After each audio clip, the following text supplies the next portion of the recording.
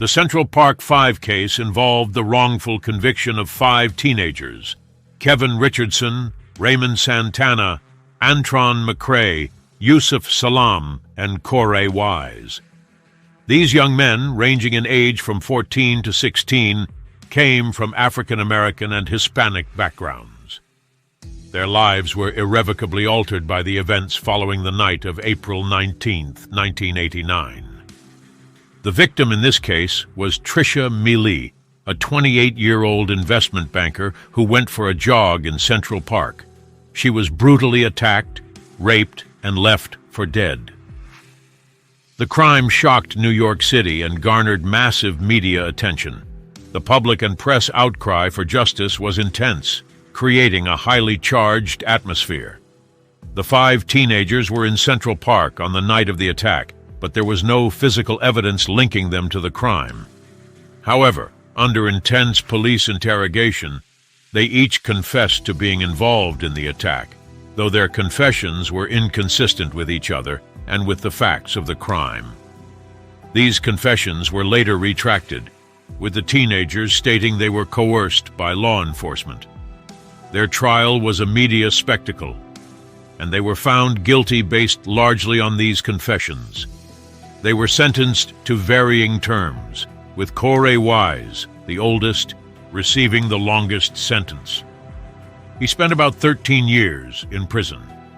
The case took a dramatic turn in 2002 when Matias Reyes, a convicted murderer and serial rapist already in prison, confessed to the assault and rape of Tricia Mealy.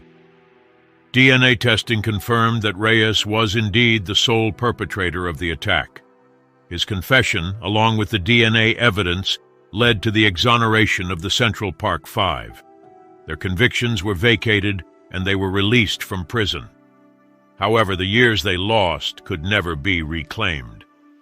The Central Park 5 case is a poignant example of miscarriages of justice, particularly highlighting issues related to race, juvenile justice, and the dangers of coerced confessions. It has been the subject of numerous documentaries and a Netflix series, raising awareness about wrongful convictions and the need for reforms in the criminal justice system. The Central Park jogger case terrified and enraged a generation of Americans a quarter century ago. She was dragged down the bushes near what is called the Lock, where she was beaten and sexually assaulted.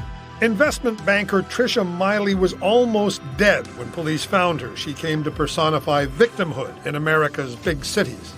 The 5 teenagers, 4 black and 1 Hispanic, who were charged a few days later, came to personify white America's racial nightmares. They confessed. I can't apologize because things is too late. All we gotta do is pay up for what we did.